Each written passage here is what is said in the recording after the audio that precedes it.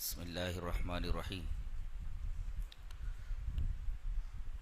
حضرات گرامی، ابھی آپ نے قیام اللیل میں قرآن حکیم کا 20واں پارہ سماعت کیا۔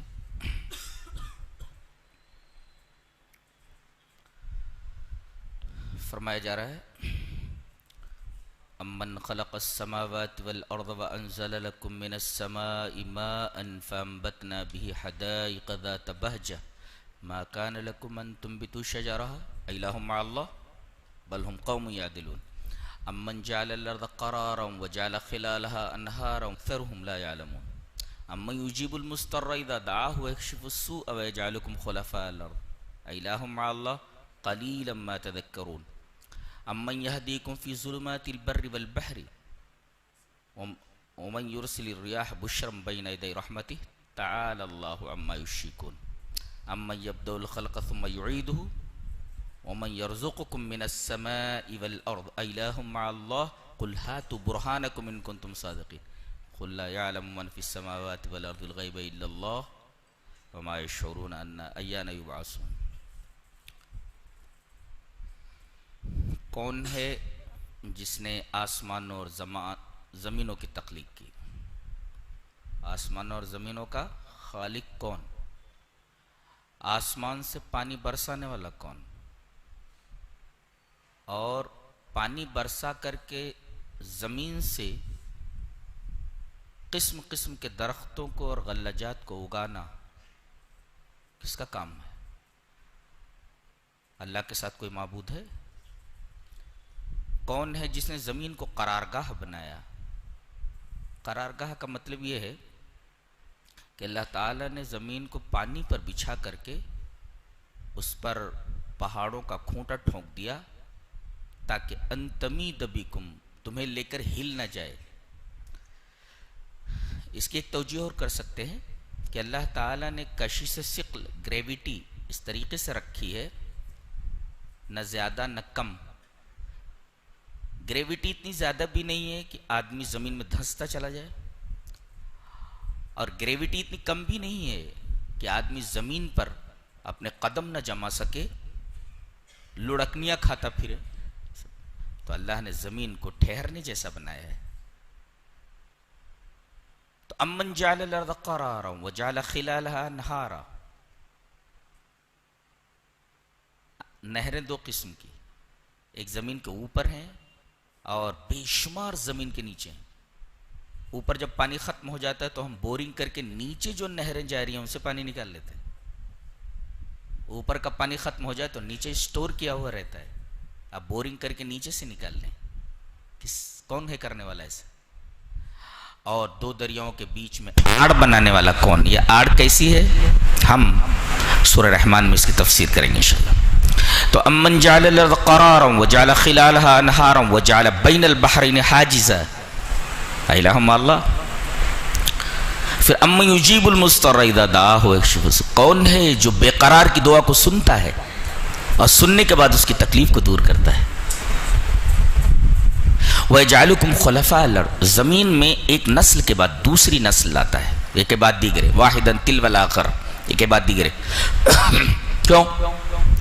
اس لیے کہ اگر ایک نسل کو باقی رکھ کر کے دوسری نسل لاتا ہے، یہ مرتی نہیں، اور دوسری نسل آتا تو زمین اپنی تنگ دامانی کا شکوہ کرنے لگتی،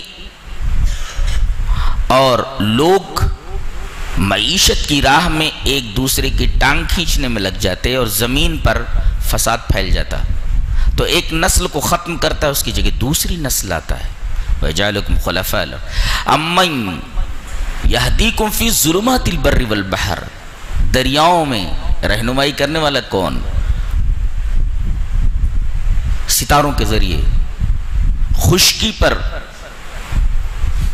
رہنمائی کرنے والا کون؟ زمین میں تمہاری تخلیق کرنے والا کون؟ تخلیق کی ابتدا کرنے والا کون؟ آج تک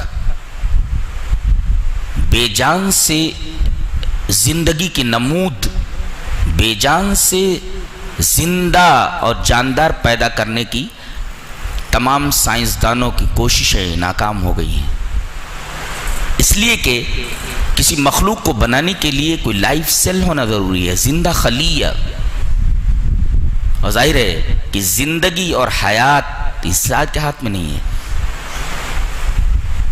زندگی سے زندگی کی نمود ہوتی ہے، بے جان سے زندگی کی نمود کرنے والا کون؟ اس کے بعد سوال کیا جا رہا ہے، اگر کوئی اللہ کا انکار کرتا ہے، اللہ کو نہیں مانتا، تو اللہ کو نہ ماننے والا ان تمام چیزوں کے بارے میں کوئی اچھی توجیہ کرے کہ پیدا کرنے والا کون؟ تشفی بخش جواب دے۔ اگر کوئی خالق نہیں ہے تو یہ چیزیں پیدا کیسے ہو گئی؟ اگر اللہ کو کوئی نہیں مانتا تو تخلیق کا جو سبب ہے اس کی اچھی توجیہ کرے، سبب بیان کرے، اور کوئی تشفی بخش اور اطمینان بخش جواب دے کہ یہ چیزیں خود بخود کیسے ہو گئی، کوئی پیدا کرنے والا نہیں ہے۔ اور چلو پیدا ہو گئی، اللہ کو مانتا ہے مگر دوسرے خداؤں کو اس کے ساتھ شریک کرتا ہے، تو دوسرے خدا اس تخلیق میں شریک ہیں، اس کے حق میں دلیل پیش کرے۔ اور اگر پیش نہیں کر سکتا، تخلیق کا سبب صحیح طریقے سے نہیں بیان کر سکتا، اس کے بارے میں کوئی تشفی بخش جواب نہیں دے سکتا جو اللہ کو نہیں مانتا، اور مشرک اپنے خداؤں کی شرکت کے بارے میں کوئی دلیل نہیں دے سکتے، تو یہ کیا عجوبہ ہے کہ تخلیق کوئی کرے، خالق کوئی ہو اور پوجا کسی دوسرے کی ہو؟ یہ تو عقل کے خلاف ہے، یہ توجیہ کی گئی۔ یہ سوال کر کے یہ پوچھا جا رہا ہے کہ جب تخلیق کرنے والا، خلق کرنے والا وہی تنہا، کوئی انکار نہیں کر سکتا، انکار کرے تو تشفی بخش جواب دے، اور جو مانتا ہے مگر دوسرے معبودان باطلہ کو تخلیق میں شریک کرتا ہے تو شرکت کی صحیح توجیہ کرے، دلیل دے۔ اور اگر ایسا نہیں ہے تو یہ تو عجوبہ ہی ہے کہ تخلیق کوئی کرے، خالق کوئی ہو، پوجا کسی دوسرے کی ہو۔ عقل اس کو تسلیم نہیں کرتی۔ دنیا کی سب سے نامعقول بات یہی ہو سکتی ہے کہ خلق کوئی کرے اور پوجا کسی کی ہو۔ اس کے بعد ارشاد فرمایا جا رہا ہے، گویا یہاں اللہ تبارک و تعالی نے جو سوالات اٹھائے ہیں، سوالات کے جوابات دینے والا سامنے کوئی نہیں ہے۔ یہ سکوت، یہ خاموشی، یہ سائلنس اس بات کی دلیل ہے کہ اللہ ہی اس کائنات کا خالق ہے اور اس کی تخلیق میں کوئی اس کا شریک نہیں ہے۔ یہ سکوت خود اس بات کی دلیل ہے۔ اس کے بعد ارشاد فرمایا گیا کہ علم غیب اور الوہیت دونوں لازم و ملزوم ہیں۔ جو الہ ہوگا وہی عالم الغیب ہوگا، اور جو عالم الغیب ہوگا وہی الہ ہوگا، اس لیے کہ عالم الغیب ہی تمام چیزوں کے بارے میں جان کر کے اس کی مدد کو پہنچ سکتا ہے۔ جو عالم الغیب نہ ہو وہ کسی کی مدد کیا کر سکتا ہے؟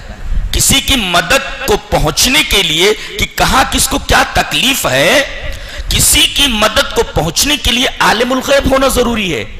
لہذا اللہ تبارک و تعالی نے اس آیت کریمہ میں یہ ارشاد فرمایا کہ جو عالم الغیب ہوگا وہی الہ ہوگا، اور جو الہ ہوگا وہی عالم الغیب ہوگا۔ الوہیت اور عالم الغیب ہونا یہ دونوں لازم و ملزوم ہے۔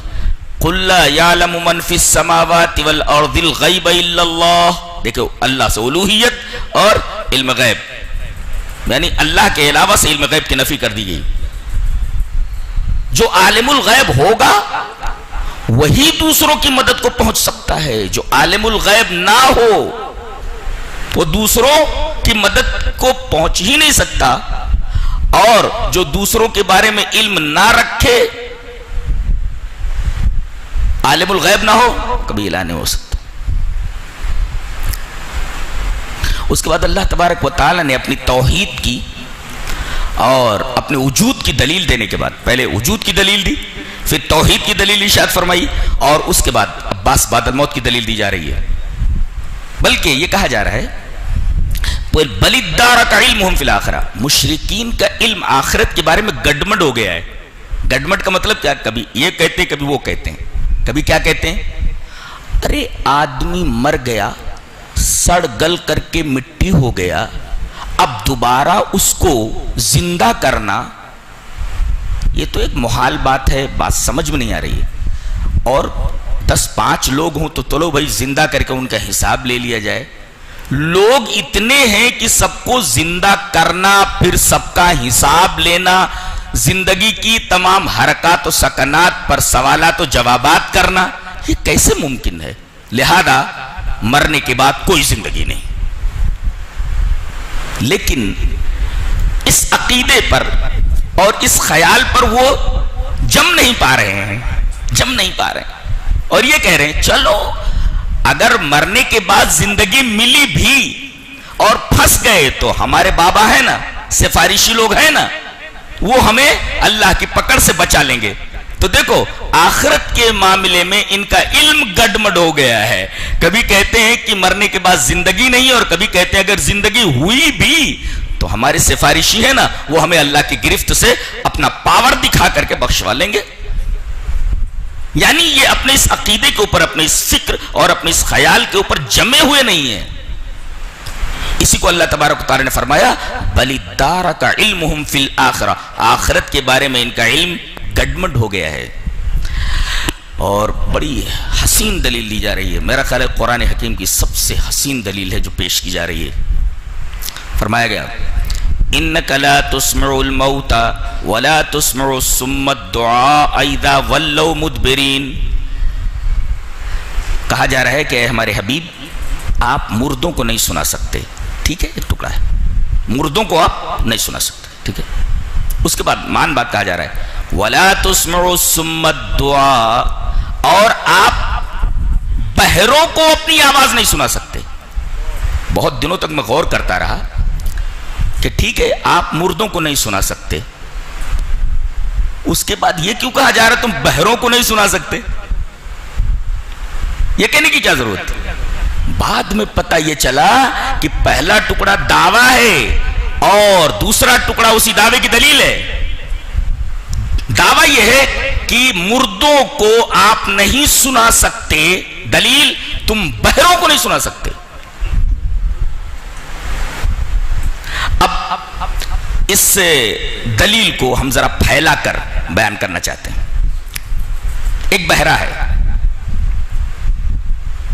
چلتا ہے، چلتا ہے، ہاتھوں سے کام کرتا ہے، کرتا ہے، پیروں سے چلتا ہے، چلتا ہے، ہاتھوں سے کام کرتا ہے، کرتا ہے، دماغ سے سوچتا ہے، سوچتا ہے، شادی بیاہ کرتا ہے، کرتا ہے، کھیتوں میں دکانوں میں کام کرتا ہے، کرتا ہے، زندگی سے متصف ہے، متصف، دیکھتا ہے، سنتا ہے، سب کچھ دیکھتا ہے، دیکھتا ہے، سنتا نہیں.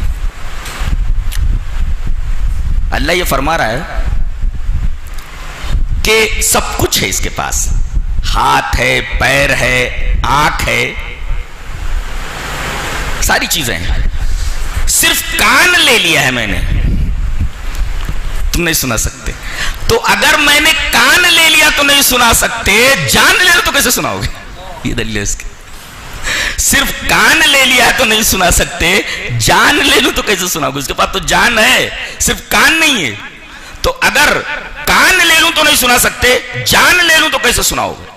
اور آخری ٹکڑا اور بھی قابل غور ہے، سامنے بہرا کھڑا ہوا ہو تو اشاروں سے، حرکات سے تھوڑا بہت کچھ اس کی سمجھ میں آ سکتا ہے، لیکن جب وہ پیٹھ پھیر لے تو کچھ بھی نہیں سمجھ سکتا، اس لیے کہ اشاروں سے تھوڑی بہت بات اس کی سمجھ میں آ سکتی ہے، لیکن اگر پیٹھ پھیر لے تو اشارے سے بھی نہیں سمجھ سکتا. تو ایسے ہی آدمی زندہ ہے، روح نکل گئی، وہ بہرے کی طرح ہو گیا اور قبر میں دفن کر دیا گیا تو اس بہرے کی طرح ہو گیا جس نے پیٹھ پھیر لی ہے. تو بہرے کو نہیں سنا سکتے، پیٹھ پھیر لے تو اور نہیں سنا سکتے. تو ایسے ہی آدمی مر گیا تو اسے نہیں سنا سکتے، قبر میں چلا گیا تو بدرجے اولا نہیں سنا سکتے. بتایا گیا کان لے لوں تو نہیں سنا سکتے، جان لے لوں تو کیسے سناؤ گے؟ انک لا تسمع الموتى ولا تسمع الصم الدعاء، یا اصم کی جمع سم، جیسے آما کی جمع عمیون، تو ولا تسمع الصم الدعاء اذا ولوا مدبرین، جب وہ پیٹ پھیر لیتے اور نہیں سنا سکتے اس کو۔ تو آپ مردوں کو نہیں سنا سکتے، یہ دلیل دی گئی۔ اور جب سنا نہیں سکتے تو تمہاری حاجت روائی کیا کر سکتے ہیں؟ اس لیے کہ حاجت روائی کے لیے سماعت ضروری ہے، جو سن نہ سکے وہ تمہارا حاجت روا نہیں ہو سکتا، لہذا سننے والا کون؟ اللہ، لہذا حاجت روا بھی وہی ہے۔ اللہ کی توحید کی یہ دوسری دلیل ہے یہاں بیان کی گئی۔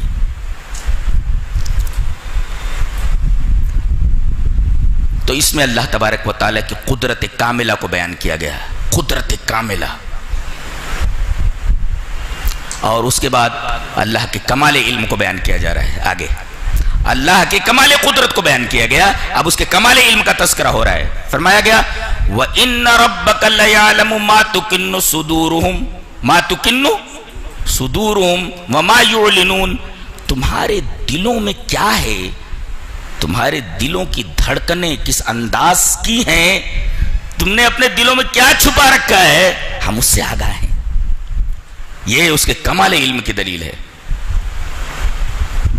دلوں کے اور دماغ کے خیالات سے آگاہ ہونا یہ کمال علم کی دلیل ہے۔ کسی کے دل کی بات جان لینا یہ کمال علم کی دلیل ہے۔ اللہ فرماتا ہے میں لوگوں کے دلوں کی بات جانتا ہوں، وہ سوچتے کیا ہے مجھے علم ہے، دل میں کیسے خیالات پیدا ہو رہے ہیں اس کا بھی مجھے علم ہے۔ تو یہ اس کے کمال علم کی دلیل ہے۔ اور مزید اس کے کمال علم کی ایک دوسری دلیل دی گئی، وَمَا مِنْ غَائِبَةٍ فِي السَّمَاءِ وَلَا فِي الْأَرْضِ إِلَّا فِي كِتَابٍ مُبِينٍ، آسمان میں اور زمین میں کوئی بھی چھپی ہوئی چیز ایسی نہیں ہے جو کتاب مبین میں نہ ہو۔ اس کا مطلب یہ ہے کہ چھپی ہوئی چیز آسمانوں میں ہو یا زمین میں ہو، رائی کا ایک دانہ کہیں پڑا ہوا ہے وہ بھی اس کے علم میں ہے۔ یہ اللہ تبارک و تعالیٰ کے کمال علم کی دوسری دلیل ارشاد فرمائے گی، بیان فرمائے گی۔ اس کے بعد اللہ تبارک و تعالی نے قرآن حکیم کے منزل من اللہ ہونے کی اور اس کے توسط سے جناب محمد رسول اللہ صلی اللہ علیہ وسلم کے نبی برحق ہونے کی دلیل دی۔ کیا فرمایا؟ ان هذا القرآن يقص على بني اسرائیل اکثر الذی هم فیہ یختلفون، قرآن حکیم اللہ کی کتاب ہے۔ دلیل یہ ہے کہ اہل کتاب جس چیز میں اختلاف کرتے ہیں اور حل نہیں کر پا رہے ہیں، ان کے درمیان جس چیز میں ویئر ان دے ڈیفر، جس چیز میں وہ اختلاف کر رہے ہیں اور ان میں آپس میں اختلاف ہے، قرآن حکیم آ کر کے ان کے اختلاف کو رفع کرتا ہے۔ بتاؤ، میرا نبی تو امی ہے، اس نے ہسٹری نہیں پڑھی ہے، اس نے تاریخ نہیں پڑھی ہے، گزشتہ اخبار و قصص اور واقعات سے واقف نہیں ہے، تو یہ اہل کتاب کے آپسی اختلافات کو کس طرح بیان کر کے اس کا حل پیش کرتا ہے؟ در حقیقت یہ بات اس بات کی دلیل ہے کہ یہ کتاب اللہ کی طرف سے ہے اور جس کے اوپر یہ کتاب اتری ہے وہ بھی اللہ کے نبی برحق ہے۔ اس کے بعد یہ ارشاد فرمایا گیا وَإِذَا وَقَعَ الْقَوْلُ عَلَيْهِمْ أَخْرَجْنَا لَهُمْ دَابَّةً مِّنَ الْأَرْضِ تُكَلِّمُهُمْ، زمین سے چوپایا نکلے گا، وہ بات کرے گا۔ اللہ تعالیٰ نے اس سے پہلے ہدہد کا تذکرہ فرمایا، چونٹی کا تذکرہ فرمایا، حضرت سلیمان ہدہد سے بات کر رہے ہیں، تو لوگ سوچتے ہوں گے کہ ایسا کیسے ہو سکتا ہے، ایک جانور کیسے بات کر سکتا ہے، کس طرح بات کرتا ہے، چونٹی کیسے بات کرتی ہے؟ اللہ تبارک تعالیٰ نے فرمایا اس بات کو جاننا ہے تو ایک دن ایسا آنے والا ہے، اس لیے کہ قرآن حکیم کی کچھ باتیں ابھی اپنے ظہور میں ایک خاص وقت کی منتظر ہیں، وہ جب وقت آ جائے گا وہ چیزیں وہاں ظاہر ہو جائیں گی، اور وہ وقت آنے والا ہے کہ زمین سے چوپایا نکلے گا، ہوگا جانور مگر وہ لوگوں سے بات کرے گا، تو لوگوں کو یقین ہوگا کہ قرآن حکیم میں یہ جو بات بیان کی گئی کہ ہدہد بولتا تھا، چونٹی بولتی تھی اور ایک نبی ان کی باتوں کو سمجھتا تھا، یہ بات واضح ہو جائے گی۔ وَإِذَا وَقَعَ الْقَوْلُ عَلَيْهِمْ، یہ کب ہوگا؟ حضرت حذیفہ سے اور حضرت ابو ہریرہ سے یہ روایت موجود ہے کہ جب 10 نشانیاں ظاہر ہو جائیں گی تو قیامت آئی سمجھو. 10 نشانیاں بڑی بڑی ہیں، وہ ظاہر ہو جائیں تو سمجھو کہ اب قیامت کبریٰ ظاہر ہونے والی ہے. سور میں پھونک ڈالنے کا اللہ تبارک و تعالیٰ اسرافیل کو حکم دینے والا ہے. اور اس کائنات کے نظام ٹاپسی ٹروی ہونے والا ہے، درہم برہم ہونے والا. 10 نشانیاں کون کون سی ہیں؟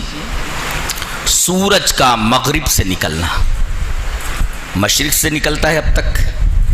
جب نظام عالم کو درہم برہم کرنا ہوگا تو یہ معمول الٹ دیا جائے گا. معمول کیا ہے؟ مشرق سے سورج کا نکلنا.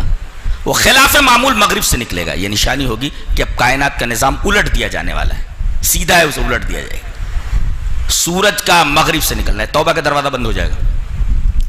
دجال کا نکلنا، دخان، ایک دھواں نکلے گا، اور پھر یہ دابۃ الارض، پھر حضرت عیسیٰ علیہ السلام کو نزول، پھر 3 جگہ خسف، 3 جگہ زمین دھنس جائے گی، اور اس کے بعد ایک آگ 10ویں جو عدن سے اٹھے گی اور تمام لوگوں کو گھیر کر کے میدان حشر کے اندر پہنچا دے گی. تو ان 10 نشانیوں میں سے ایک نشانی یہ دابۃ الارض ہے، جو زمین کا چوپایا ہوگا، جانور ہوگا مگر لوگوں سے بات کرے گا. یہ قرآن حکیم سے ثابت ہے اور حدیث اس کی تائید کرتی ہے. آگے یہ ذکر کیا گیا وَتَرَى الْجِبَالَ تَحْسَبُهَا جَامِدَةً وَهِيَ تَمُرُّ مَرَّ السَّحَابِ. ایک دن ایسا آنے والا ہے کہ یہ پہاڑ روئی کے گالوں کی طرح اڑیں گے اور ایسا دوڑیں گے جیسے کہ بادل دوڑتا ہے. تو لوگوں نے یہ سوال کیا کہ ایسا کیسے ہو سکتا ہے؟ کہا بے وقوف، صنع اللہ الذی اتقن کل شیء، جس نے یہ بنایا ہے اس کی کاریگری ہے.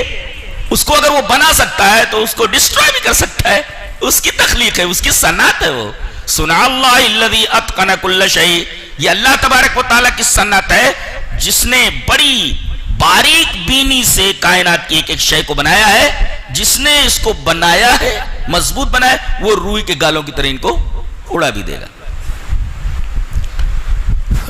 اس کے بعد سورہ قصص شروع ہوتی ہے. فرعون کا ذکر چل رہا ہے. اللہ نے فرمایا ان فرعون علا فی الارض وجعل اہلہا شیعا یستضعف طائفة منہم یذبح ابناءهم ویستحیی نساءهم انہ کان من المفسدین. بتایا گیا کہ فرعون مفسد تھا، فسادی تھا. فساد کہتے کس کو وہ بتایا گیا. سماج میں، ملک میں، کسی سوسائٹی میں فساد کس کو بولتے ہیں وہ بتایا گیا کہ ایک طبقے کے لیے ترقی کے تمام مواقع فراہم کر دیے جائیں اور ایک طبقے کو ان تمام ترقی کے مواقع سے محروم کر دیا جائے. فرعون نے یہ کیا تھا. اس کے خاندان کے جتنے لوگ تھے جو حکومت سے جڑے ہوئے تھے، تمام کے تمام حقوق ان کے لیے محفوظ تھے. لیکن وہی بنی اسرائیل، قبطیوں کے لیے سارے حقوق محفوظ اور اسرائیلی تمام حقوق سے محروم.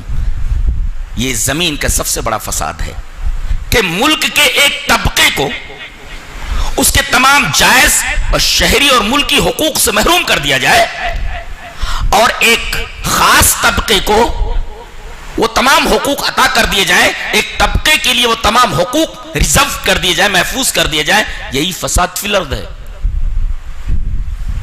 اچھا، ایک نکتہ اور بتایا گیا ہے کہ کچھ ایسے فسادی ذہن کے ہوتے ہیں جو اپنی قوم کو چھوڑ کر کے بورژوا طبقے سے جڑ جاتے ہیں. جیسے حضرت موسیٰ علیہ السلام کا چچیرا بھائی قارون حضرت موسیٰ علیہ السلام کے سگے چچا کا بیٹا ہے، چچا زاد بھائی ہے اور اسرائیلی ہے. ظاہر ہے کہ حضرت موسیٰ علیہ السلام کے خاندان کا ہے، لیکن پیسے کی وجہ سے، رسوخ کی وجہ سے یہ فرعون کے ساتھ جڑ گیا تھا. اس کی حکومت میں وہ پیسے انویسٹ کرتا تھا. آج بہت سارے نیتا ایسے ہیں جنہوں نے اپنا ضمیر بیچ دیا ہوا ہے. تو فساد فی الارض یہ انہ کان من المفسدین.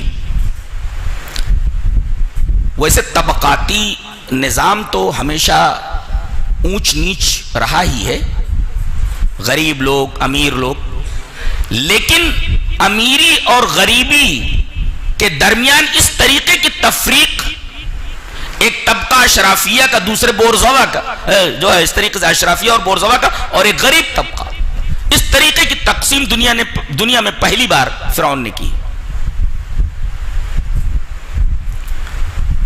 اللہ تعالی نے فرمایا جن لوگوں کو پر ظلم کیا جاتا ہے، ایک دن مظلوموں کو ہم اقتدار دے دیتے ہیں اور ظالموں کو اقتدار کی کرسی سے ڈنڈے مار مار کر کے ہکال دیتے ہیں۔ وَنُرِيدُ أَن نَّمُنَّ عَلَى الَّذِينَ اسْتُضْعِفُوا فِي الْأَرْضِ، زمین میں آج جو کمزور ہیں ہم ارادہ کرتے ہیں کہ ان کے اوپر احسان کریں اور زمین میں ان کو تمکین دیں۔ نُمَكِّنَ فِي الْأَرْضِ، زمین میں ہم ان کو بسا دیں اور اقتدار دے دیں جو کمزور ہیں، اس لیے کہ یہ مظلوم ہیں، اور ظالم جو ان کے سر پہ سوار ہیں ان کو ہکال دیا جائے۔ ہم ایسا کرنے والے، یہ اللہ فرماتا ہے کہ ظالموں کو ڈھیل تو دی جاتی ہے، لیکن اللہ کی سنت یہ ہے کہ ظالم کو چھوڑا نہیں جاتا ہے۔ یہ اللہ تبارک و تعالیٰ کی سنت ہے، ڈھیل تو دیا جاتا ہے مگر ظالم کو چھوڑا نہیں جاتا ہے۔ یہ خاص طور سے یاد رکھا جائے، ظالم کو ڈھیل تو دی جاتی ہے مگر اسے بخشا نہیں جاتا، چھوڑا نہیں جاتا اگر وہ اپنے ظلم سے توبہ نہ کر لے تو۔ اور وہی ہوا، اس کی حکومت کو اور اس کو تباہ کرنے کا ذریعہ خود اللہ تبارک و تعالیٰ نے اس کے گھر میں پہنچا دیا۔ وہ قصہ بیان ہو رہا ہے، وَأَوْحَيْنَا إِلَىٰ أُمِّ مُوسَىٰ أَنْ أَرْضِعِيهِ، کسی نجومی نے بتا دیا ہوگا کہ کوئی ایسا بچہ پیدا ہونے والا ہے جو تیری حکومت کے لیے خطرہ بن سکتا ہے، تو وہ بچوں کو قتل کرنے کا حکم دے دیتا ہے، لڑکیوں کو باقی رکھنے کا حکم دیتا ہے۔ اور اتفاق سے اسی دوران حضرت موسیٰ علیہ السلام پیدا ہوتے ہیں۔ ماں تو گھبرا جاتی ہے، اللہ کی طرف سے انہیں سجھایا جاتا ہے کہ ایک تابوت بناؤ، تابوت میں اس بچے کو ڈال کر کے حوالے دریا کر دو۔ وہ بہن لے جاتی ہے ان کی، جن کا نام مریم بنت عمران ہے۔ حضرت موسیٰ علیہ السلام کے والد کا نام عمران، ان کی بہن کا نام مریم۔ یہ مریم وہ نہیں ہے جو حضرت عیسیٰ کی ماں ہے۔ تو یہ صندوق میں اور تابوت میں بھر کر کے حوالے دریا کر دیتی۔ دیکھو ایک بچے کو دریا میں ڈال دیا گیا ہے، لیکن محافظ دیکھو کیسا ہے، حفاظت کرنے والا کیسا ہے، پھر نگاہ رکھ رہا ہے اس کے پر۔ وہ صندوق بہتا بہتا دریا میں کسی اور طرف جانے کے بجائے وہ فرعون کے محل میں چلا گیا۔ حضرت آسیہ اس وقت بیٹھی ہوئی تھی، لوڈیوں کو حکم دے، دیکھو کیا بہتا آ رہا ہے، اٹھاؤ۔ صندوق لایا گیا، کھولا گیا تو ایک منموہنا سا بڑا پیارا سا بچہ اس کے اندر تھا۔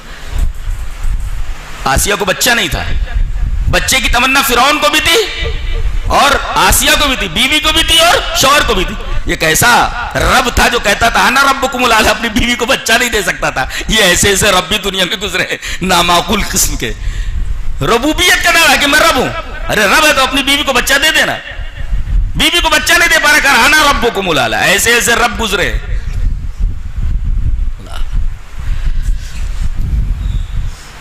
فرعون کو پتہ چل گیا کہ ایک بچہ اس طرح پانی میں بہتا بہتا آیا ہے، صندوق میں آیا، لاؤ لاؤ مجھے دے دو، I will kill him، میں مار دیتا ہوں اس کو، قتل کر دوں گا اس کو۔ حضرت آسیہ نے سمجھا، لا تقتلوا، دیکھو کتنا پیارا ہے، مت مارو اس کو، ڈونٹ کل ہم، لا تقتلوا عسى ان ينفعنا او نتخذه ولدا، ان قریب یہ ہمیں فائدہ پہنچائے گا یا ہم اس کو اپنا بیٹا بنا لیں گے۔ اس کا مطلب ہے بیٹا نہیں تھا، اسے ہم بیٹا بنا لیں گے۔ بہرحال اس کا دل پگھل گیا۔ اللہ تبارک و تعالیٰ نے حضرت موسیٰ پر اپنا احسان گناتے ہوئے فرمایا، احسان جتاتے ہوئے فرمایا، تم بچ نہیں سکتے تھے، فرعون تمہیں قتل کر دیتا، وہ اپنی بیوی کی بات نہیں مانتا تھا، تمہیں قتل کر دیتا۔ وجہ کیا ہوئی؟ ایک تو ہم نے تم کو بہت ہی خوبصورت بنایا تھا، بچہ ویسے بھی بڑا من موہنا ہوتا ہے، اس کے بعد وَأَلْقَيْتُ عَلَيْكَ مَحَبَّةً مِّنِّي، اپنی طرف سے میں نے محبت تمہارے اوپر ڈال دی تھی، اس وجہ سے تم بچ گئے، ورنہ نہیں، آسیہ کی ریکویسٹ سے تم نہیں بچتے تھے۔ القیت علیک محبۃ منی، میں نے اپنی طرف سے تمہارے اوپر محبت ڈال دی تھی، اس وجہ سے تم بچ گئے۔ اب یہ بندہ رونے لگا، جو رونا شروع ہوا ہے تو نان اسٹاپ دیر رو رہا ہے، پورا محل سر پہ اٹھا لیا اس بچے نے رو رو کر کے۔ جتنی بھی انائیں آئیں، دودھ پلانے والیاں، دائیاں، کسی کا دودھ پینے کے لیے تیار نہیں ہوتا تھا. یہ بہن پیچھے پیچھے لگی ہوئی تھی, اس نے دیکھا کہ صندوق بہتے بہتے محل میں چلا گیا ہے, محل میں آ گئی, اور اسے معلوم ہو گیا کہ بچے نے کسی دائی کا دودھ نہیں پیا ہے. اللہ نے فرمایا کیوں دودھ نہیں پی رہا تھا معلوم ہے؟ وَحَرَّمْنَا عَلَيْهِ الْمَرَاضِعَ, ہم نے تمام دودھ پلانے والیوں کے دودھ کو اس کے اوپر حرام کر دیا تھا. بچہ پیتا کیسے؟ کسی کا دودھ نہیں پی رہا تھا. اب بچے کو چپ کرانا ہے. انہوں نے آگے بڑھ کر کے کہا ایک دائی ہے, اگر آپ کہیں تو میں اس کو بلا لاتی ہوں. کہا کہ لے آؤ لے آؤ. ماں ہی کو لے آئی, ماں کی گود میں جیسے پہنچے دودھ پینے لگے. کہا کہ ایسا ہے کہ تم محل ہی میں رہ جاؤ اور اس بچے کو دودھ پلاتی رہو. ماں نے کہا میرا شوہر بھی ہے, اس کا بھی خیال رکھنا ہے, میری ایک بیٹی ہے اس کا بھی خیال رکھنا ہے, مجھے گھر بار بھی دیکھنا ہے, تو میں یہاں نہیں رہ سکتی. کہا کہ بچے کو وہیں لے جاؤ, دودھ پلاؤ, پرورش کرو, خزانے سے تم کو تنخواہ ملتی رہے گی. یہ عجیب بات ہے کہ اللہ تبارک و تعالیٰ دشمن کو پال رہا ہے اور تنخواہ اس کے خزانے سے دلوا رہا ہے. یہ اس کی قدرت دیکھو اور اس کا علم دیکھو. اور آگے چل کر کے حضرت موسیٰ علیہ السلام اس کی تباہی کا باعث بنے. جب جوان ہوئے بڑے طاقتور تھے, باڈی تھی. ایک دفعہ وہ شہر میں سے گزرے. وَدَخَلَ الْمَدِينَةَ عَلَىٰ حِينِ غَفْلَةٍ مِّنْ أَهْلِهَا فَوَجَدَ فِيهَا رَجُلَيْنِ يَقْتَتِلَانِ هَٰذَا مِن شِيَّتِهِ وَهَٰذَا مِنْ عَدُوِّهِ فَاسْتَغَاثَهُ الَّذِي مِن شِيَّتِهِ عَلَى الَّذِي مِنْ عَدُوِّهِ فَوَكَّزَهُ مُوسَىٰ فَقَضَىٰ عَلَيْهِ قَالَ هَٰذَا من عمل الشيطان انه عدو مضل مبين قال رب اني ظلمت نفسي فاغفر لي فغفر له انه هو الغفور الرحيم. دیکھا کہ دو آدمی لڑ رہے ہیں, اس میں نکلے وہ, ایک اسرائیلی تھا اور ایک فرعونی تھا.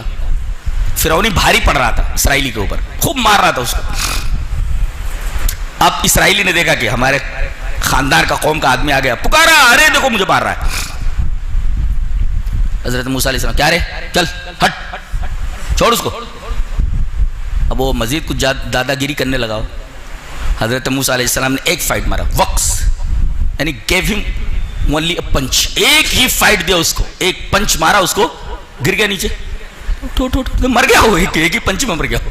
فَوَكَّرَهُ مُوسَىٰ فَقَضَىٰ عَلَيْهِ, اس کو اٹھا رہے تو اٹھ نہیں رہا ہے, ارے یہ تو مر گیا. یہ قال هذا من, ایسی باڈی ہونی چاہیے.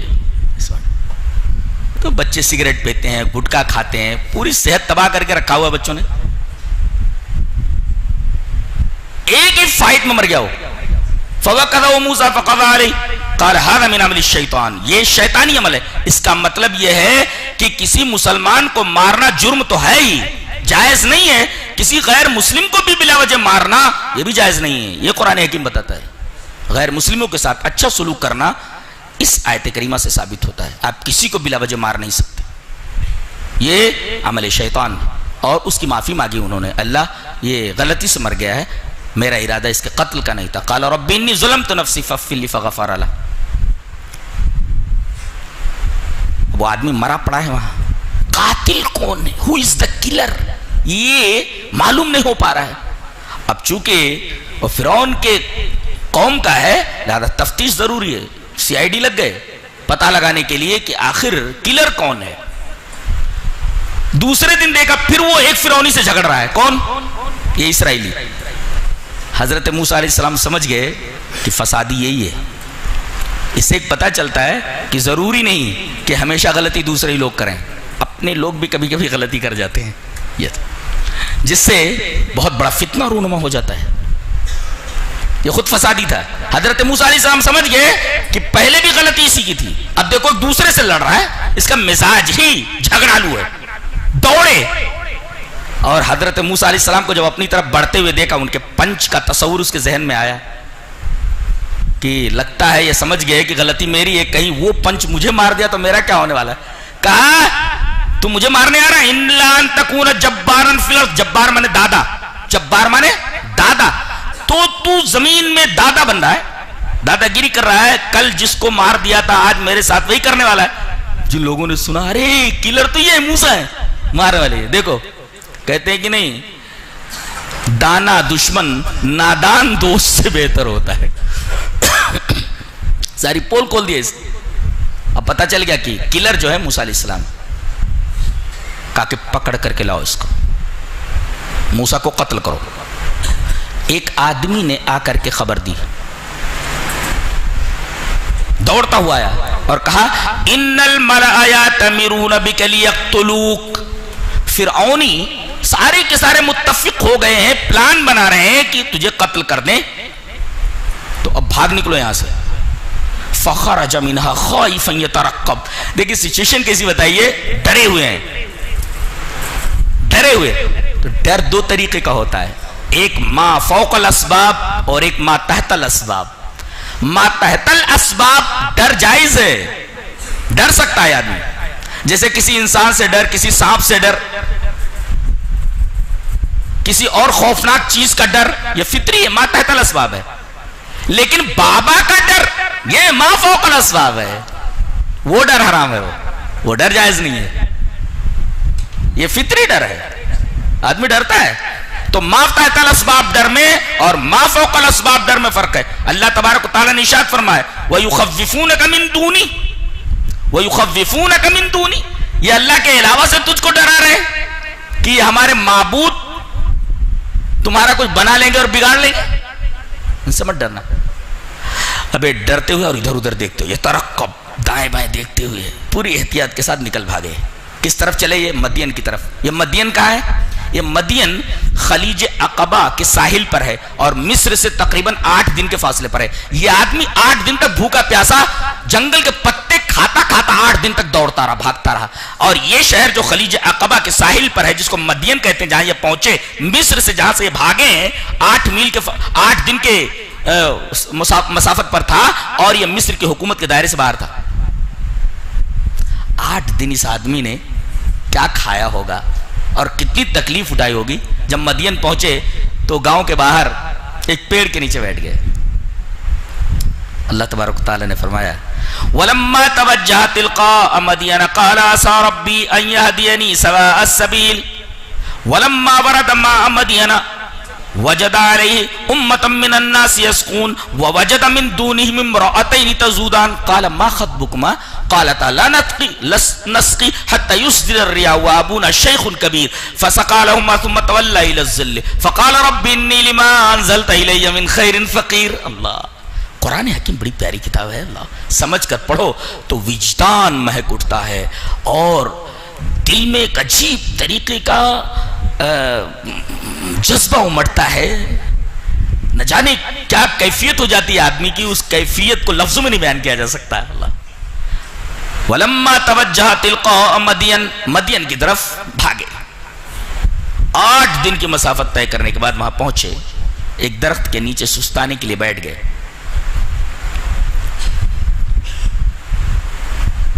اس سے پہلے ایک نقطہ وہاں بتایا گیا، جو وہ اسرائیلی گڑبڑ کر رہا تھا.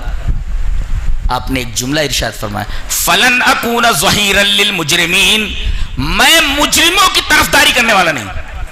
آدمی کا جرم ثابت ہو جائے کہ یہ مجرم ہے، اب اس مجرم کی لوگ پشت پناہی کرنے لگے.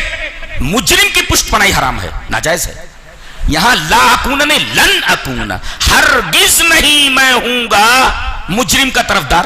کتنے لوگ ہیں جو مجرم کی طرفداری کرنے کے لیے تیار رہتے ہیں؟ جرم ثابت ہو جاتا ہے مگر اس کو بچانے کے اور اس کی حمایت کے لیے ہمیشہ تیار رہتے ہیں. ناجائز ہے، حرام ہے. یہ مجرم ہے سو مجرم ہے، وہ اس کو قرار واقعی سزا دی جائے. فلن اکون ظہیرا للمجرمین، کبھی بھی. اور جو لوگ لا سے متعلق ہیں ان سے بھی کہا گیا کہ ایسے کیسز مت لیجئے. کوئی مجبور ہے تو آپ مجبور کی طرف سے کیس لیجئے تاکہ اس کو آپ حق دلائیں. یہ عین ثواب ہے. یہ جانتے ہوئے کہ اس کا پوائنٹ کمزور ہے مگر پیسے والا ہے، تو گویا کہ یہ مجرم کی حمایت درست نہیں ہے. فلن اکون ظہیرا للمجرمین، مجرم کا حمایتی بننا یہ مجھ سے نہیں ہوگا.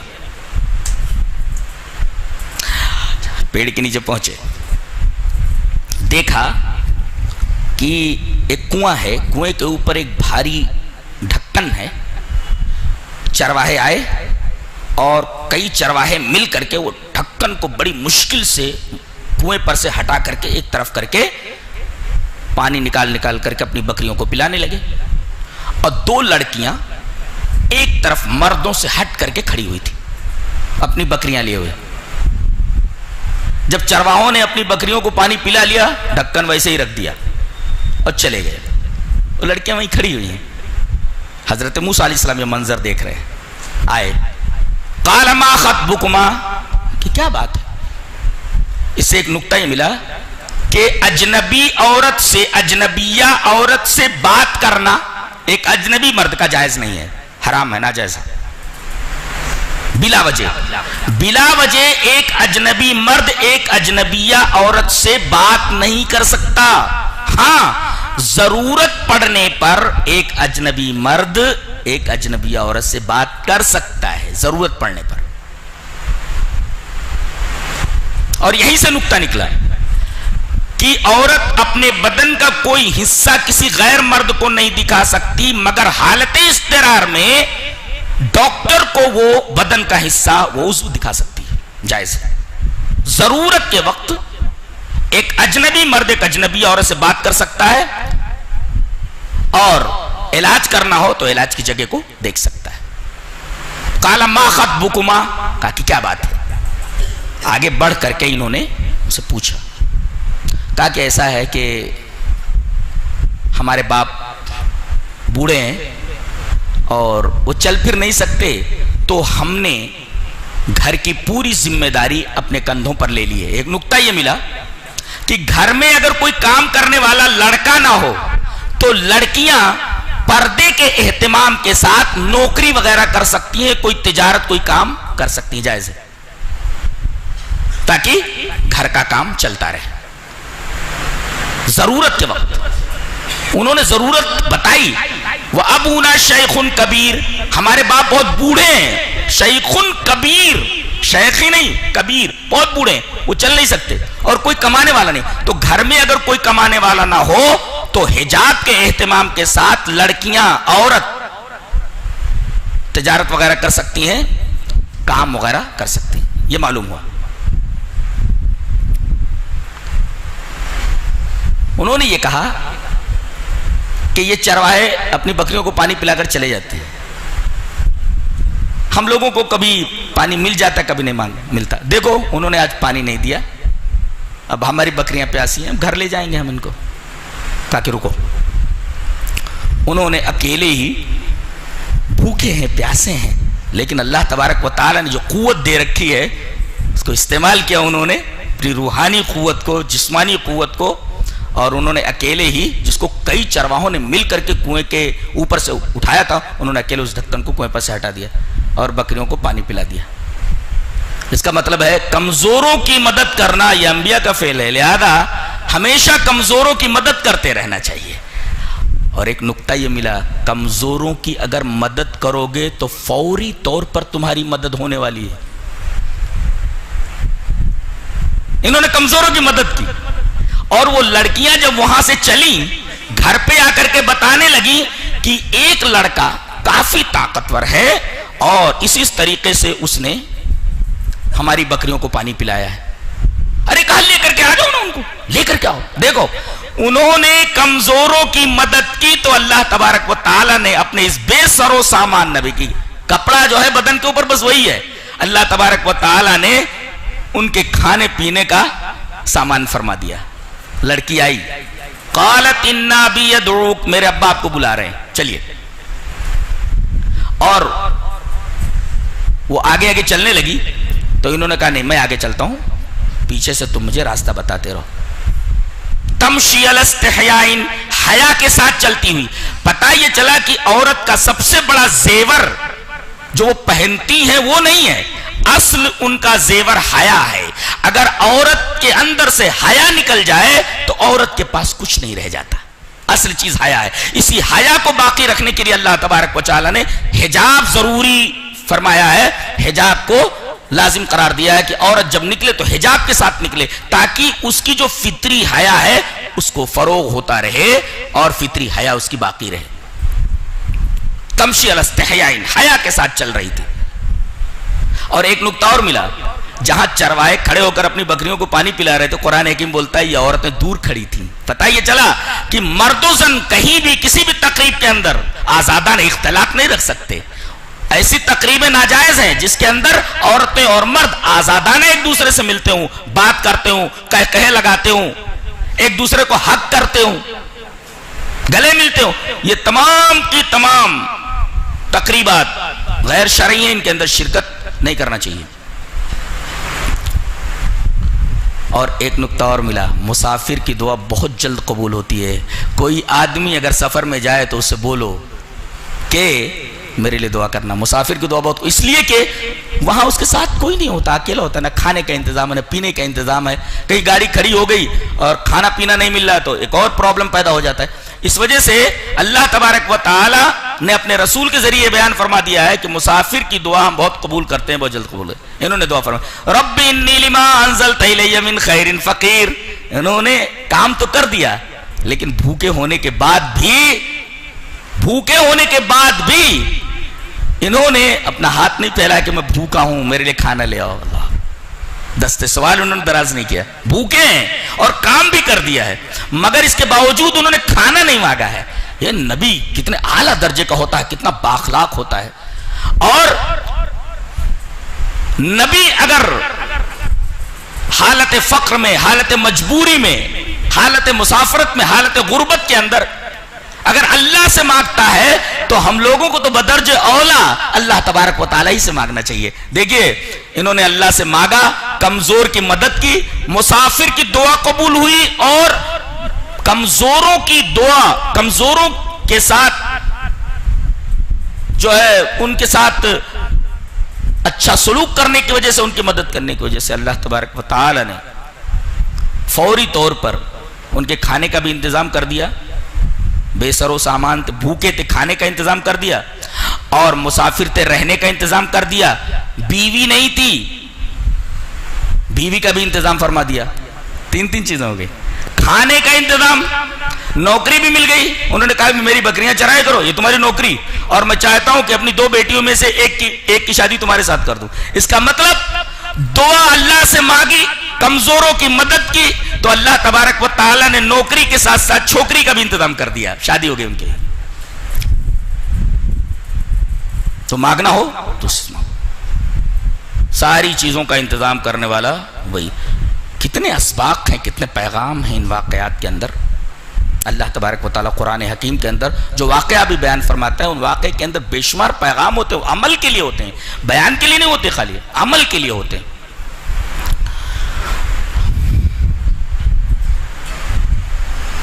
آگے ایک سوال کا جواب دیا جا رہا ہے.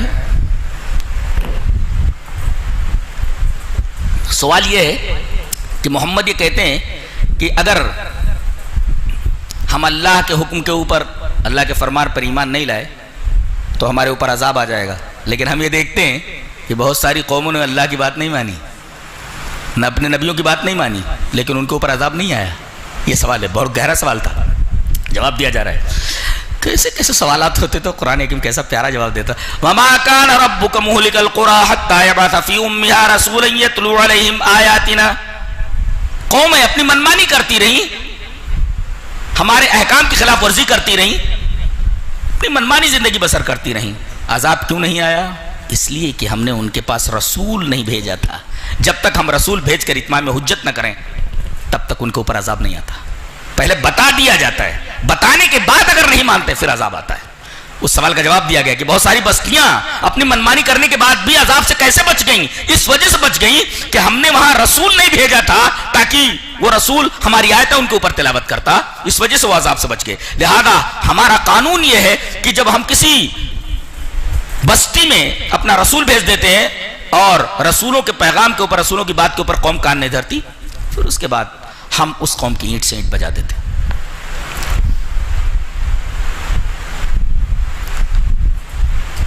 قارون کا واقعہ ذکر کیا جا رہا، بہت بڑا آدمی تھا. مفاتح لتنوء بالعصبۃ القوہ، یعنی اس کے خزانوں کے دروازوں کو کھولنے کے لیے جو چابیاں تھی، چابیاں اٹھانے کے لیے کئی کئی پہلوان لگتے تھے. کتنا بڑا آدمی تھا.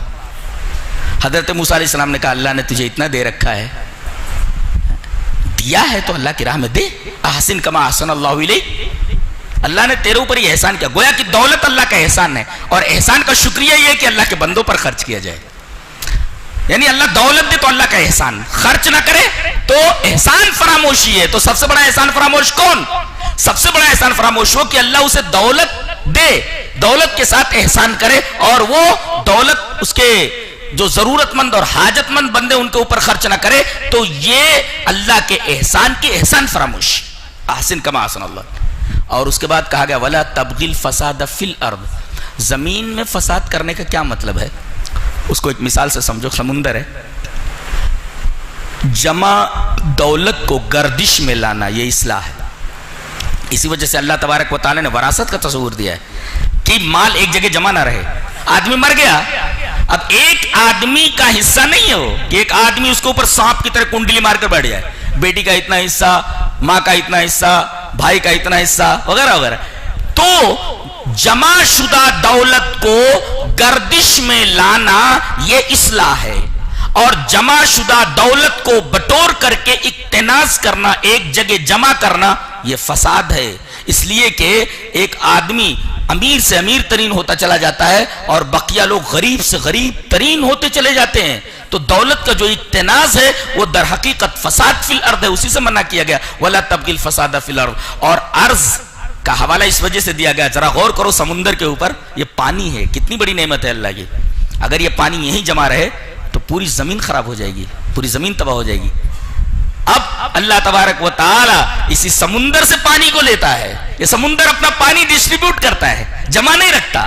اگر جمع رکھے تو پوری کی پوری زمین پانی نہ پا کر کے سوکھ جائے، تباہ ہو جائے، اس میں کوئی چیز نہ اگے.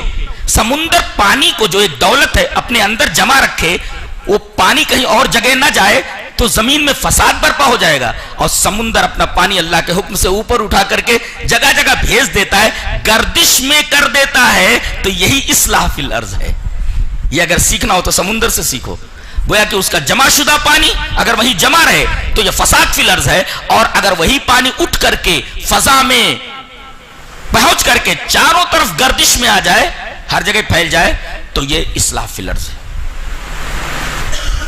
کہا کہ یہ دولت میں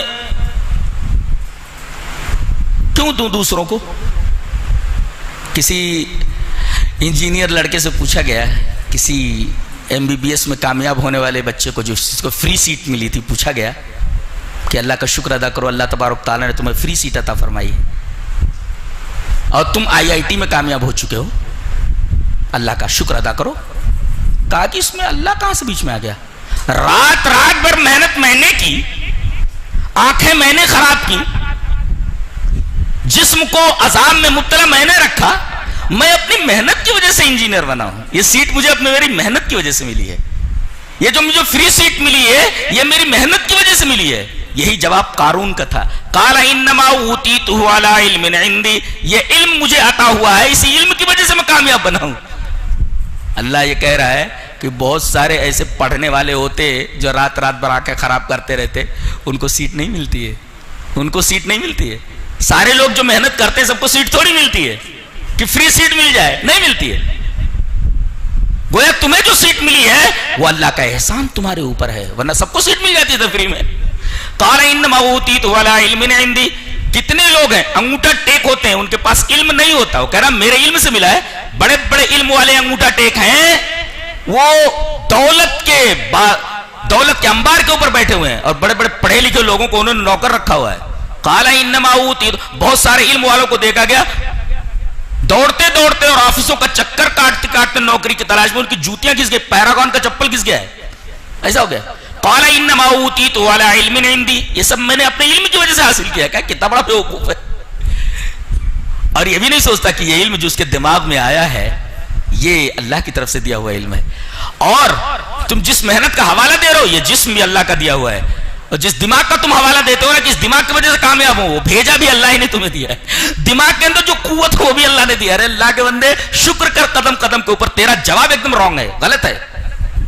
جو کچھ ملا ہے تجھے اللہ تبارک و تعالیٰ کا احسان سے ملا ہے، اور اللہ تبارک و تعالیٰ کے احسان کا شکریہ ادا کر. اور شکریہ ادا کرے گا تو تیری نعمت کے اندر اضافہ ہونے والا ہے. لئن شکرتم لازیدنکم. جتنا تو شکر ادا کرے گا نعمت کا، ہم تیری نعمت کو اتنا ہی بڑھاتے جائیں گے. اگر نہ شکری کرے گا تیری نعمت چھین لیں گے. اس کے بعد ارشاد فرمایا گیا کہ انسانوں کے اوپر جو آزمائش آتی ہے کیوں آتی ہے؟ اللہ نے فرمایا الف لام میم احسب الناس ان یترکوا ان یقولوا آمنا وهم لا یفتنون. کیا لوگوں نے یہ سمجھ رکھا کہ آمنا کہہ دیا بس کافی ہے، ہم ان کو آزمائیں گے نہیں؟ وَلَقَدْ فَتَنَّ الَّذِينَ مِنْ قَبْلِهِمْ فَلَيَعْلَمَنَّ اللَّهُ الَّذِينَ آمَنُوا صَدَقُوا وَلَيَعْلَمَنَّ الْكَاذِبِينَ. آزمائش کی وجہ بتائی جا رہی ہے. آزمائش کی وجہ کیا بتائی جا رہی ہے؟ کہ تاکہ ہم جان لیں کہ کون اپنے دعوی ایمان میں صادق ہے، کون کاذب ہے. فَلَيَعْلَمَنَّ اللَّهُ الَّذِينَ صَدَقُوا وَلَيَعْلَمَنَّ الْكَاذِبِينَ. آزمائش میں کون پورا اترتا ہے؟ ہم اللہ سے محبت کرتے ہیں. اچھا اب دیکھنا ہے کہ خون کا مجنو کون ہے، خون کا مجنو کون ہے اور زبان کا مجنو کون ہے، یہ دیکھنا چاہتے ہیں. فَلَيَعْلَمَنَّ اللَّهُ الَّذِينَ صَدَقُوا وَلَيَعْلَمَنَّ الْكَاذِبِينَ. ایک کتاب ہے عربی کی نفحۃ الیمن فیما یزول بذکرہ الشجن. ہم نے یہ کتاب اب نہیں پڑھائی جاتی، بہت ہی اعلیٰ درجے کی کتاب تھی ادب کی. اس میں لکھا ہے کہ ایک پادری ایک پہاڑی کے ٹاپ کے اوپر، چوٹی کے اوپر اپنی کٹیا بنا کر کے اللہ اللہ اللہ اللہ اللہ اللہ کر رہا تھا وہاں، اور اس کے پاس 3 روٹی آتی تھی فری میں اللہ کی طرف سے. یہ قصہ ہے. صبح آتی تھی کھا لیتا تھا اللہ اللہ اللہ چل، دوپہر میں آ جاتا کھا لیتا تھا اللہ اللہ اللہ کرتا رہتا، پھر شام میں آ جاتی تھی خام سے اللہ اللہ کرتا رہتا. مفت خور تھا، کام وام تو کرنا نہیں پڑتا تھا. ایک صاحب نے کہا پیر صاحب کا ہاتھ کتنا نرم ہے دیکھو. ارے میں نے کہا کامچور ہے وہ. کہا کہ پیر ہے وہ کامچور ہے، ہمارے نبی کا ہاتھ بہت سخت تھا اس لیے کہ آپ کام کرتے تھے. پیر صاحب کا ہاتھ بڑا نرم ہے. ارے پیر صاحب کا ہاتھ نرم ہونا ان کی ولایت کی دلیل ہے، کامچور ہے وہ، کام نہیں کرتا، صرف صدقات اور خیرات کے اوپر اس کی زندگی بسر ہو رہی ہے، کام ہم تو کرتا نہیں ہے. تو اس کا ہاتھ رف کیسے ہوگا؟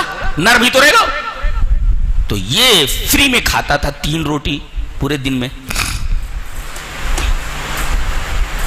اللہ نے اس کو آزمایا، خالی عبادت کر رہا ہے میری، ذرا میں اس کو آزماؤں. تو ایک دن صبح روٹی نہیں آئی، جہاں روٹی آتی تھی وہاں گیا، دیکھا تو روٹی نہیں.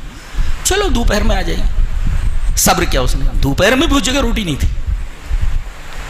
کہا شام میں آ جائے گی، شام میں دیکھا شام میں بھی روٹی نہیں ہے، دن بھر بھوکا رہ گیا ہو. چلو کل صبح آ جائے گی، کل صبح بھی روٹی نہیں ہے. چلو دوپہر میں آ جائے گی، دوپہر میں بھی روٹی. شام میں 2 دن کا بھوکا، بھوک سے بےتاب ہو کر پہاڑی سے نیچے اتر آیا،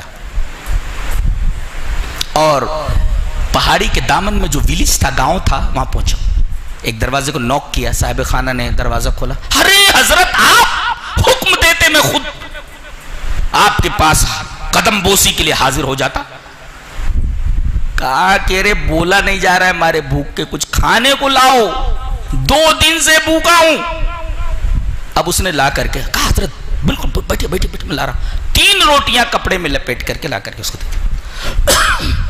3 روٹی جیسے لے کر کے چلا، صاحب خانہ کے دروازے پر جو کتا بیٹھا ہوا تھا اس کے پیچھے لگ گیا، اور جیسے یہ آبادی سے باہر نکلا بھوں بھوں کرتا ہوا قریب تھا کہ اس کو کاٹ لے. اس نے گھبرا کر کے رومال سے نکال کر کے ایک روٹی وہاں ڈال دی. کتا ایک روٹی کھانے میں مشغول ہو گیا، یہ لمبے لمبے اسٹرائڈز ڈگ بھرتا ہوا پہاڑ کی طرف بھاگنے لگا. کتا وہ روٹی کھا کر کے جلدی سے پھر اس کے پاس پہنچ گیا، بھوں بھوں کرتا رہا، قریب تھا کہ کاٹ لے. اس نے دوسری روٹی ڈال دی، اب بھاگا. تیسری روٹی لے کر کے یہ بالکل پہاڑی کے دامن میں پہنچ گیا تھا کہ اب پہاڑ پر چڑھے.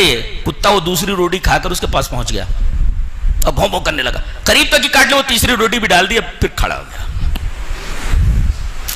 کتا روٹی کھا کر کے پھر بھونکنے لگا.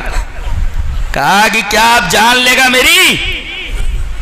یا عدیم الحیائی، کیا کہا؟ یا عدیم الحیائی، اے بے حیا، 3 روٹی جو تیرے مالک نے مجھے دیا تھا تو نے اس بھوکے کو کھانے نہیں دیا. 3 روٹیاں تو سڑک گیا، کھینچ دیا تو نے 3 روٹیاں، اب کیا مجھے کھائے گا؟ یا عدیم الحیائی، اے بے حیا. اللہ نے کتے کو زبان دی، کہا کہ بے حیا میں نہیں، بے حیا تو ہے. بے حیا میں نہیں، بے حیا تو ہے. میں اپنے مالک کے دروازے پر 3 دن بھوکا رہتا ہوں. اگر مجھے مالک کے دروازے سے روٹی نہ ملے تو میں اس کا آستہ، اس کا در چھوڑ کر کے کسی اور در کے اوپر نہیں جاتا.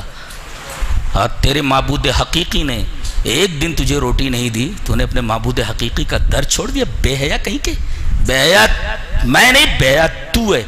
تو اللہ تبارک تعالیٰ اس طریقے سے آزماتا ہے. ایک قصہ ہے, اللہ نے فرمایا وَلَقَدْ فَتَنَّ الَّذِينَ مِن قَبْلِهِمْ فَلَيَعْلَمَنَّ اللَّهُ الَّذِينَ صَدَقُوا وَلَيَعْلَمَنَّ الْكَاذِبِينَ. اللہ تبارک تعالیٰ آزمائش اس وجہ سے کرتا ہے تاکہ جان لے کہ کون آدمی اپنے دعوی ایمان میں سچا ہے اور کون کاذب, کون صادق ہو کون کاذب. فَلَيَعْلَمَنَّ اللَّهُ الَّذِينَ صَدَقُوا وَلَيَعْلَمَنَّ الْكَاذِبِينَ, کون اپنے دعوی ایمان میں صادق کون کاذب. اس کے بعد یہ فرمایا گیا ماں باپ کی اطاعت ہے, عبادت نہیں ہے.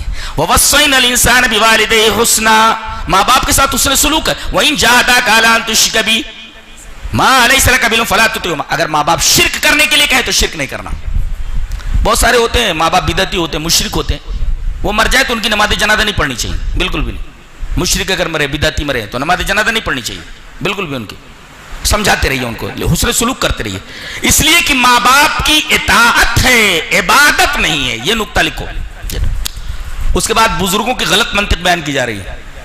کچھ لڑکے ایمان لے آتے ہیں, نہیں مان لے آتے. اب جو مسند پر بیٹھے رہتے ہیں, ارے یہ لڑکے تو صحیح عقیدے والے ہو گئے, اب بلاتے ہیں ان کو. وقال الذين كفروا للذين آمنوا اتبعوا سبيلنا ولنحمل خطاياكم وما هم بحاملين من خطاياهم من شيء انهم لكاذبون ولا يحملون اثقالا واثقالا ما اللہ. بزرگوں کی غلط منطق ہے, بوڑھے لوگ بلاتے ہیں, بیٹا باپ دادا کے دین کو, راستے کو چھوڑ کر کے تو کس راستے پر چلا گیا ہے, غلط راستہ ہے. نہیں بابا, راستہ یہی ہے جو ہم لوگوں نے قبول کیا ہے. ارے چھوڑ دے وہ راستہ, قیامت میں کہہ دینا, ہم لوگ بول دیں گے یا بول دینا کہ غلطی اگر تم سے ہو گئی تو سزا ان کو دے دیجیے, ہم تمہارے گناہ لے لیں گے اپنے اوپر. یہ تم ہمارے ساتھ آ جاؤ اس راستے کو چھوڑ کر کے, ہم تمہارے گناہ اپنے اوپر لے لیں گے. اللہ فرمایا جھوٹے یہ ایک تو اپنی گمراہی کا یہ بوجھ تو لا دیں گی, تمہارا بھی بوجھ جو اپنے گردن کے اوپر ڈال لیں گے. یہ بزرگوں کی غلط منطق ہے, اس کے اندر کبھی آنا نہیں ملتا. اس کے بعد اللہ تبارک و تعالی نے ارشاد فرمایا انما تعبدون من دون اللہ اوثانا وتخلقون افکا ان الذين تعبدون من دون اللہ لا يملكون لكم رزقا فابتغوا عند اللہ رزقا واعبدوه واشکروا له الیہ ترجعون. اللہ نے فرمایا کہ تم لوگ عجیب ہو کہ تم اپنے ہاتھوں سے ایک پتھر کو تراشتے ہو, کلر لگاتے ہو, ایک پتھر پڑا ہوا ہے, پتھر کو تراشتے ہو, ایک بت کی شکل دیتے ہو, اس کے بعد اس کے اوپر کچھ کلر وغیرہ کر دیتے ہو اور پھر اس پوجا کرنے لگتے ہو, کہتے ہو اس کے اندر جو ہے خدا حلول کر گیا ہے. یہ تخلقون افکا, تم بتوں کی پوجا کرتے ہو اور بتوں کی پوجا کر کے خود ہی ایک بات گڑھ لیتے ہو. گڑھنا الگ چیز ہے, حقیقت ایک الگ چیز ہے, تم بات گڑھ لیتے ہو. اور اللہ نے فرمایا کوئی آدمی کسی کی عبادت کیوں کرتا ہے, تاکہ اسے فائدہ پہنچے, کچھ رزق ملے. اللہ فرماتا ہے ان الذين تعبدون من دون اللہ, یہ اللہ کو چھوڑ کر کے جن کی عبادت کرتے ہیں, لا يملكون لكم رزقا, یہ تمہارے لیے رزق کے مالک نہیں ہے, رزق کا مالک صرف اللہ ہے. فابتغوا عند اللہ الرزق, اللہ کے پاس روزی تلاش کرو, رزق کے مالک یہ نہیں ہے. اللہ نے صاف فرما دیا کہ جن کی تم عبادت کر رہے ہو نا, یہ کوئی بھی ایسا نہیں ہے جو تمہیں رزق دے سکے, رزق دے سکے. ہاں ایک سوال کا جواب یہاں دے لیتے ہیں. کبھی کوئی کسی بت کے سامنے پہنچا, کسی مزار پر پہنچا, بچہ نہیں تھا, بچہ ہو گیا, ارے بابا نے دیا, فلاں آستانے پر جا کر کے بچہ ملا ہے, اور یہی شیطان گمراہ کر دیتا ہے. کاش بصارت کی آنکھ تو دیکھ رہی ہے کہ بچہ یہاں سے ملا ہے, لیکن کاش بصیرت کی آنکھ سے دیکھتا تو اسے معلوم ہوتا کہ بچہ کسی اور نے دیا ہے جو دینے پر قادر ہے. یہ کیسے دے سکتا ہے جو چل نہیں سکتا, پھر نہیں سکتا, جو اپنی موت کا مالک نہیں, جو اپنی حیات کا مالک نہیں, یہ بچہ کیسے دے سکتا ہے؟ بصارت کی آنکھ سے تو لگتا ہے کہ یہیں سے ملا ہے, لیکن بصیرت کی آنکھ سے دیکھے تو اسے معلوم ہوگا کہ دینے والا اللہ تبارک و تعالیٰ کے علاوہ کوئی نہیں, اس لیے کہ یہ مالک نہیں رزق کے. لا یملکون لکم رزقا فابتغوا عند اللہ رزقا واعبدوه واشکروا له الیہ ترجعون. اللہ بہت پیاری دلیل ہے, روزی کا مالک کوئی نہیں ہے سوائے اللہ کا. اس کے بعد بڑی پیاری دلیل جا رہی ہے کہ اللہ کو چھوڑ کر کے جن کو تم نے آسرا بنا رکھا ہے, یہ سارے کے سارے آسرے اتنے کمزور ہیں جیسے تارے عنکبوت, سب مکڑی کا جالا. اور دنیا میں سب کے گھر ہوتے ہیں, چھوٹی سے چھوٹی چیز کے گھر ہوتے ہیں, لیکن سب سے کمزور گھر مکڑی کا گھر ہوتا ہے. ہوا کے ایک جھونکے سے وہ گھر ادھر ادھر ڈولنے لگتا ہے, حرکت میں آ جاتا ہے, ختم ہو جاتا ہے. اللہ نے فرمایا مثل الذین اتخذوا من دون اللہ اولیاء کمثل العنکبوت اتخذت بیتا وان اوہن البیوت لبیت العنکبوت لو کانوا یعلمون. اللہ اکبر. دنیا میں جتنے بھی جانور ہیں ان کے گھر ہوتے ہیں, لیکن سب سے کمزور گھر اس جانور کا ہوتا ہے. مکڑی کا، اسپائڈر، یعنی سب سے کمزور گھر اسپائڈرز ویب، مکڑی کا جالا، تارے عنکبوت، اس سے زیادہ کمزور کوئی گھر نہیں ہوتا. اور اللہ کو چھوڑ کر کے جو دوسرے کو سہارا بنائے وہ در حقیقت تارے عنکبوت کا سہارا لے رہا جو سب سے کمزور گھر ہے. اللہ، کتنی پیاری مثال ہے، دیکھو بہت شاندار مثال دی گئی ہے. اب اس پر مشرکین کو اعتراض ہوا، ایک ذلیل مخلوق کی مثال دی گئی. اللہ نے فرمایا وَتِلْكَ الْأَمْثَالُ نَضْرِبُهَا لِلنَّاسِ وَمَا يَعْقِلُهَا إِلَّا الْعَالِمُونَ. اس مثال کی حقیقت کو عالم ہی سمجھ سکتا ہے. کیا بات ہے، مثال ایک دم سادی سی ہے، لیکن اللہ فرما رہا ہے کہ اس مثال کی تہ میں وہی جا سکتا ہے جو عالم ہو، جو علم رکھتا ہو. کیوں؟ اس لیے کہ اللہ تبارک و تعالیٰ کو مثال دینے کے لیے تمہاری حالت دیکھ کر کے مثال دینا ہے. اپنی شان کے مطابق مثال نہیں دینا ہے، بلکہ تمہاری حالت کے مطابق مثال دینا ہے. اور تمہاری حالت یہ ہے، حالت کو حالت سے تشبیہ دی گئی ہے. تمہاری حالت یہ ہے کہ تم نے کمزور سہارے پکڑ رکھے ہیں، تو کمزور سہارے کو اللہ تبارک و تعالی نے سب سے کمزور جانور جو ہے اسپائڈر اور مکڑی کے جالے سے تشبیہ دی ہے. تو یہ ذلیل اور حقیر مخلوق کے گھر کی مثال تمہاری شان کے مطابق ہے، اللہ کی شان کے مطابق نہیں ہے. اگر گہرائی میں جاؤ تو اس مثال کی حقیقت کو وہی سمجھ سکتا ہے جو علم رکھتا ہو. وَتِلْكَ الْأَمْثَالُ نَضْرِبُهَا لِلنَّاسِ وَمَا يَعْقِلُهَا إِلَّا الْعَالِمُونَ. اس کو عالم ہی سمجھ سکتے ہیں. کیا بات ہے، کیسی کتاب ہے، سبحان اللہ وبحمدہ سبحان اللہ العظیم. کیا کیا باتیں ہیں، کیا کیا باتیں. اور ہم سرسری طور سے گزرے ہیں، سینکڑوں آیتیں چھوٹ گئی، ہم نے اس پر گفتگو نہیں کی ہے. گفتگو کریں تو رات گزر جائے گی. جی وقت متحمل نہیں ہے کہ سارے مضامین کو، سارے معانی کو بیان کیا جا سکے. ہم سرسری طور پر بے نظرت عابرہ گزرے ہیں.